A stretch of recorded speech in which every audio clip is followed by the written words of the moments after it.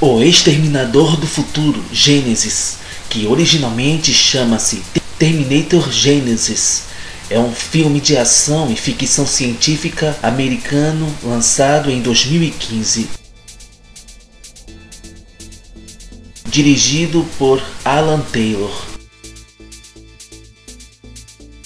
E o roteiro escrito por Laeta Kalogridis e Patrick Lussier.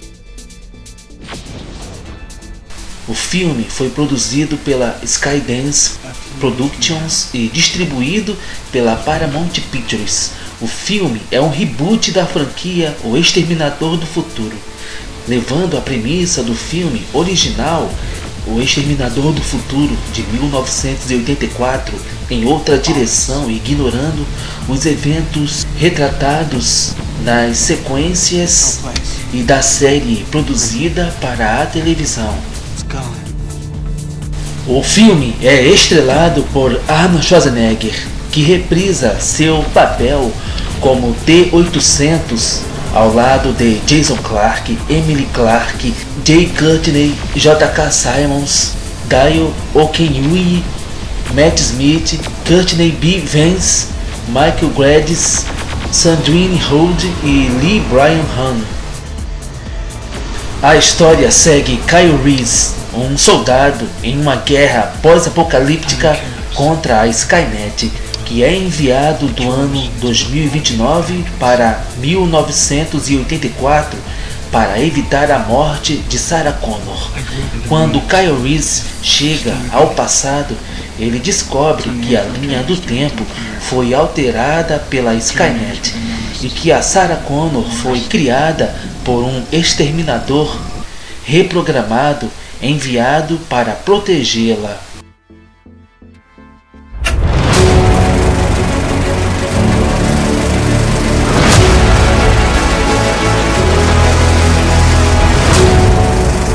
2029, 1984, 1973, 1997, 2017.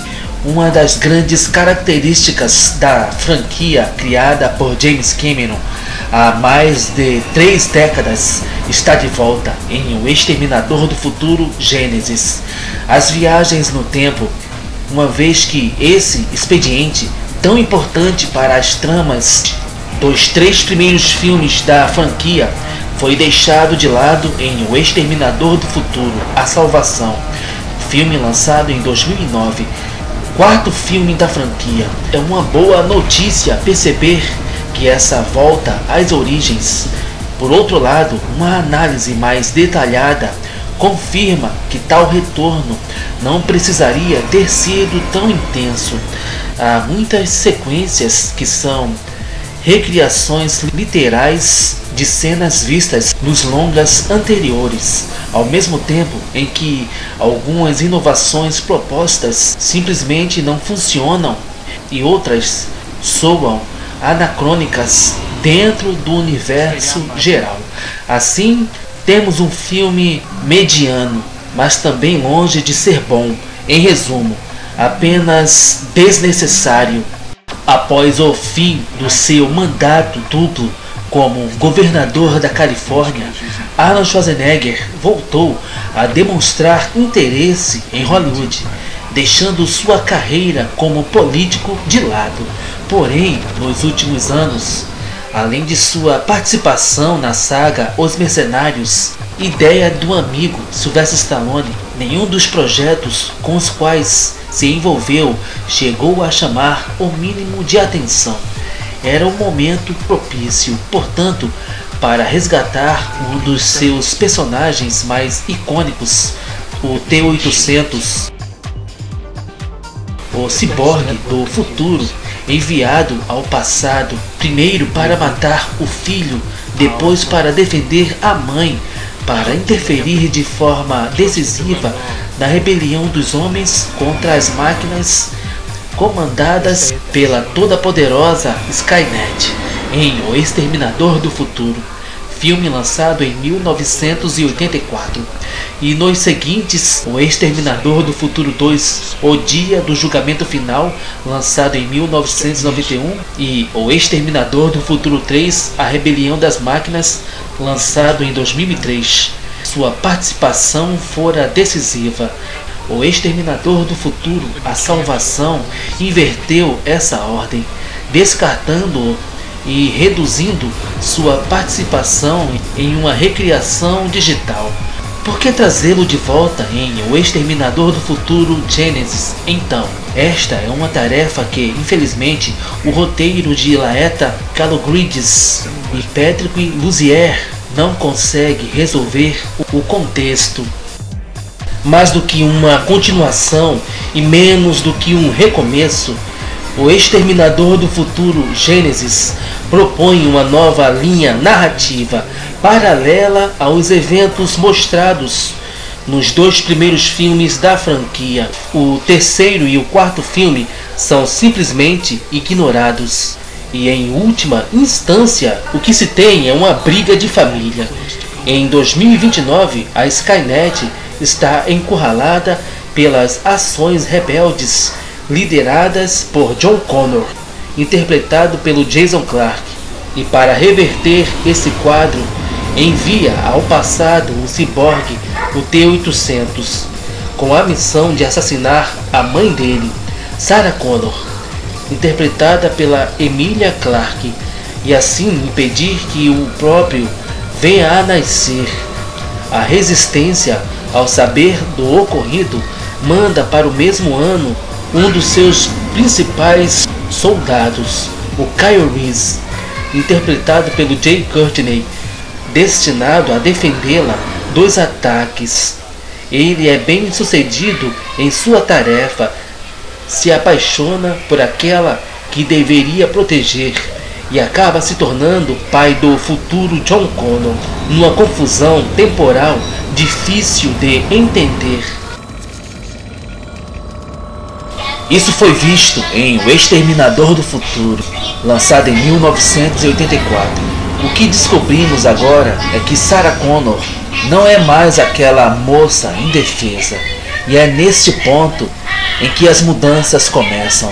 Descobrimos que um outro T-800 foi enviado ao ano de 1973 para cuidar dela desde a sua infância. Desta forma, ela está preparada para o que irá acontecer. Tem consciência de sua importância e das consequências do seu envolvimento com Kyle Reese. Por outro lado, assim que os três se reúnem em 1984, ao invés de partirem para 1997, ano até então apontado como o dia do julgamento final, decidem ir para 2017, quando Kyle Reese e Sarah Connor poderão interferir em um acontecimento ainda pior: o lançamento do Projeto Gênesis, um sistema tecnológico que representa o embrião da própria Skynet, eliminar e ameaçar antes mesmo dela existir, volta a ser o centro da questão.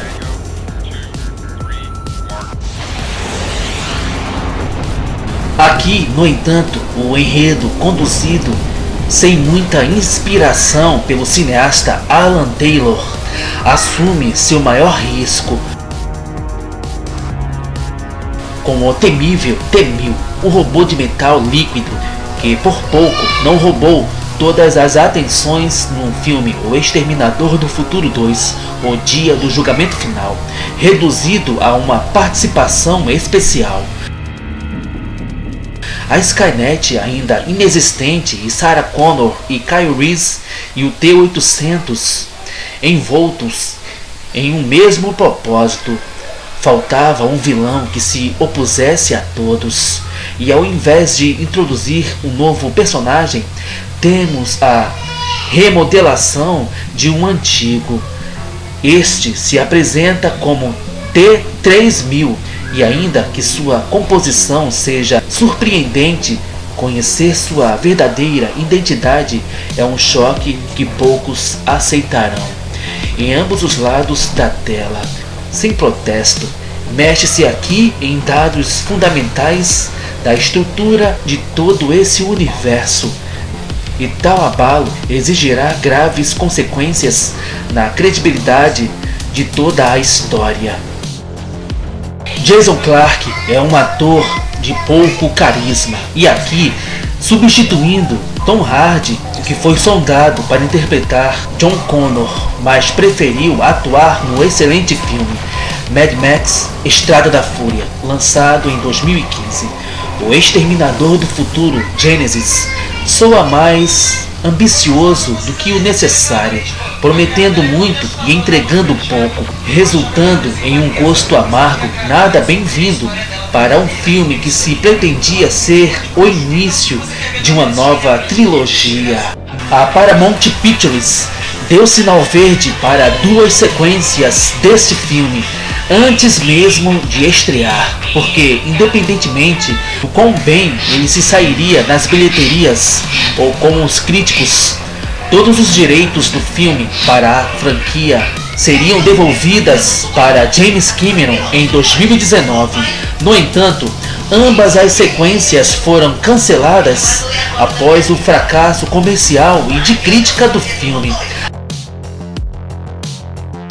abrindo caminho para James Cameron produzir O Exterminador do Futuro Destino Sombrio, lançado em 2019.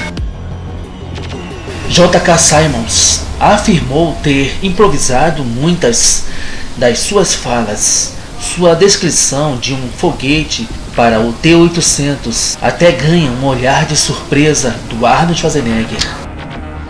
Arnold Schwarzenegger treinou por 6 meses, cerca de 3 horas por dia, antes do início das filmagens, quando ele tinha exatamente o mesmo peso corporal e medidas musculares de 12 anos antes.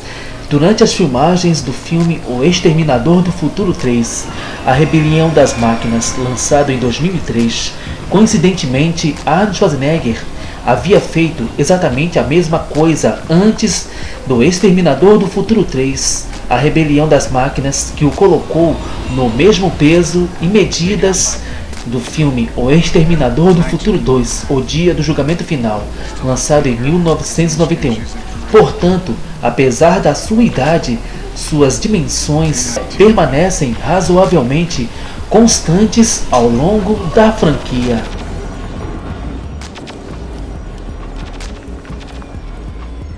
O corpo do jovem Arnold Schwarzenegger na cena do combate entre os dois T-800, que se passa em 1984, é fornecido pelo ator e fisiculturista Brett Azar.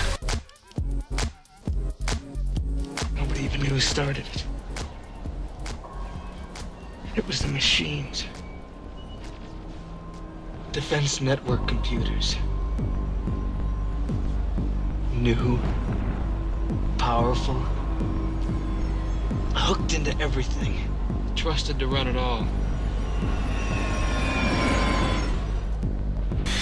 Emily Clarke se tornou uma grande fã da franquia O Exterminador do Futuro depois de ser forçada a assistir aos 2 primeiros filmes quando ela tinha entre 7 a 8 anos de idade, pelo seu irmão, que tinha 9 anos de idade.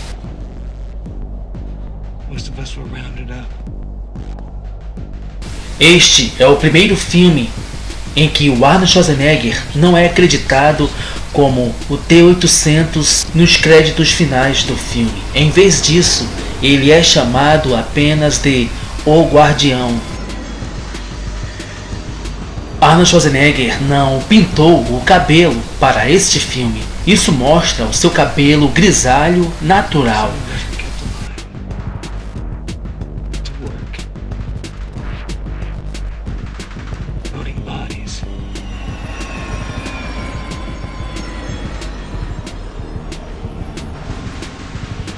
Disposal units ran night and day.